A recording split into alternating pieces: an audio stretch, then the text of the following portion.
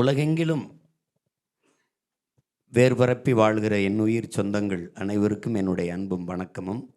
ராவணா வலையொலியின் வாயிலாக உங்களோடு இணைய கிடைக்க வாய்ப்பு பெற்றமைக்கு பெரிதும் மகிழ்கிறேன். இந்த ஒரு தமிழ் பேரினத்தினுடைய பெரும் விழா, ஒரு பண்டிகை, ஒரு கொண்டாட்டம், திருநாள் எப்படி வைத்தாலும் அது தமிழ் புத்தாண்டு தைத்திருநாள் தான். அந்த நாளில் உங்கள் எல்லோருக்கும் என்னுடைய அன்பு நிறைந்த வாழ்த்துக்களை பகிர்ந்து கொள்வதில் நான் பெருமையும் மகிழ்ச்சியும் அடைகிறேன். இங்கே மொழி சிதைந்து கலை இலக்கிய பண்பாட்டை சிதைய கொடுத்து அழிய கொடுத்து தொன்று தொட்ட வேளாண்மை முறையை விட்டுவிட்டு தன்னுடைய வழிபாட்டை இழந்து தன் இன அடையாளங்களை எல்லாம் மறந்து அதையெல்லாம் தொலைத்துவிட்டு தன்னுடைய வரலாற்றை தொலைத்துவிட்டு, வரலாற்றில் தெளிவராத எந்த இனமும் எழுச்சி பெற முடியாது, வரலாற்றை மறந்த இனம் சுடுகாட்டில் இறந்து கிடக்கிற பிணம் என்றெல்லாம் ஹோசிமின், லெனின் அவர்கள், புரட்சியாளர்கள் எல்லாரும் புதைத்திருக்கிறார்கள். அதையே எங்கள் உயிர் தலைவர் மேதகவி பிரபாகரன் அவர்கள், நீ வரலாற்றை படி, வரலாற்றை படை, வரலாறாகவே வாழ் என்று எங்களுக்கு கற்பித்திருக்கிறார். அந்தபடி நம்முடைய இன வரலாற்றில் பார்க்கிற போது தமிழர்களுக்கு இருக்கிற பெரிய ஒரு தேசிய பண்டிகை இந்த பொங்கல் தான்.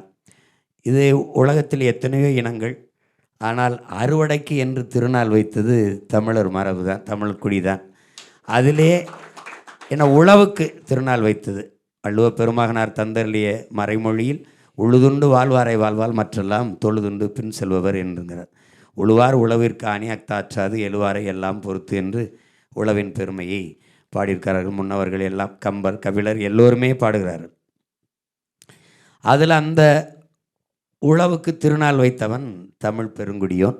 அதற்கு சூரியன் அவன்தான் ஆதி மூலம். அதனால் உங்களுக்கு வள்ளுவன் தன் முதல் குரல்லையே பிக் பேங் தியரியை பாடிறான். அகர முதல எழுத்தெல்லாம் ஆதி பகவன் முதற்றே உலகுன்னு.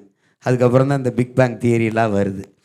அவன் உலகின் எல்லா மொழிகளும் அகர ஒளியில் தொடங்குவது போல் இந்த உலகம் தோன்றியது, இந்த பூமி தோன்றியது சூரியனிலிருந்து தான் பாடிறான். பகவான் என்றால் சூரியன், ஞாயிறு, கதிரவன் என்று பொருள். அதில் அப்போ அந்த சூரியன் இல்லாத இங்கே உலகில் ஒன்றும் இல்லை. சூரிய ஒளி, கடல், அது நீராவியாகி வெப்பமாகி மேலே குளிர்ந்து போய் மழை, மழையிலிருந்து தான். அதாவது விசும்பின் துளி விழி நல்லால் மற்றாங்கே இது பசும்புல் தலை காண்பது அரிதுன்ட்டான். ஒரு துளி மழை துளி நீர்த்துளி பூமியில் விழாமல் பசும்புல் ஒரு சின்ன புல் கூட முளைக்காதுன்ட்டான். அதான் அதை முதல்ல சொல்லிட்டான். நீரின்றி அமையாது உலகு எனின் யார் யாருக்கும் வானின்றி அமையாது உலகு ஒழுக்கு என்றுட்டான். இப்போ அந்த இடத்துல அப்போ சூரியனை வணங்கணும்.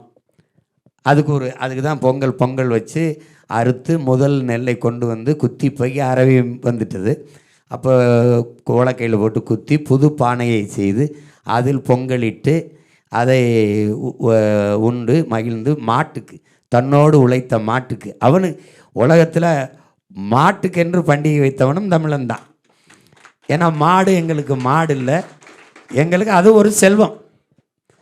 கேடில் வெளிச்செல்வம் கல்வி ஒருவருக்கு மாடல்ல மற்ற எவையின் வள்ளுவ பெருமானார் பாடினது. கல்விதான் செல்வம், ஆனால் மாடும் நம் செல்வம் அப்படின்னு சொல்லிடுறார்.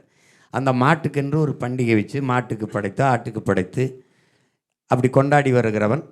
உற்றார் உறவினர்களெல்லாம் அவர்களுக்கும் உறவெல்லாம் கூடிக்கொண்டு காணும் பொங்கல் அப்படின்னா உறவுகளையெல்லாம் காணுகிற பொங்கல் என்று இப்படி பண்டிகையை பகுத்து பிரித்து கொண்டாடினான். அந்த உழவர் திருநாளை தொடர்ந்து கொண்டாடுறோம். உலகத்திற்கு உணவளித்த ஒரு இனக்கூட்டம், வேளாண்மை எப்படி செய்வதுன்னு கற்றுக் கொடுத்த ஒரு இனக்கூட்டம், வேளாண்மைட்டு வெளியேறி பொங்கல் தினத்தன்று 1/2 கிலோ அரிசி கிடைக்குமான்னு ஏங்கி நிற்கிற இழிநிலையில் நிற்கிது. கோட்டை கட்டி ஆண்ட இந்த இனம்தான் கோணி துணி கட்டி தூங்குது. இப்போ இது இலவச வேட்டி கிடைக்குமா, சேலை கிடைக்குமான்னு மானத்துக்காக உயிரை விட்ட ஒரு இனம் மானத்தை மறைச்சி கேட்க கட்டிக்கொள்ள இலவச வேட்டி சேலைக்கு ஏங்கி நிற்கிது. இந்த நிலையை மாற்றணும். இதற்கு மண்ணில் புரட்சி வருவதற்கு முன்பு மக்களின் மனத்தில் புரட்சி வர வேண்டும், மாறுதல் வர வேண்டும். அந்த மாறுதலுக்கான பொங்கலாக இந்த பொங்கல் அமையட்டும். பொங்கட்டும் புரட்சி பொங்கல். தமிழர் உள்ளங்களிலும் இல்லங்களிலும் அநீதிக்கு எதிராக அடக்குமுறை, ஒடுக்குமுறை, சாதி, மதம், இந்த தீண்டாமை, இழிவு, கொடுமை, பசி, பஞ்சம், வேலையின்மை, ஊழல், லஞ்சம், இது எல்லாவற்றுக்கும் எதிராக ஒரு புரட்சி பொங்கல் பொங்கட்டும். புதிய ஒரு தேசம் செய்வோம். மக்கள் புரட்சியால் அதை உறுதி செய்வோம். பொங்கட்டும் புரட்சி பொங்கல். உங்கள் அனைவருக்கும் என்னுடைய பொங்கல் நல்வாழ்த்துக்கள்.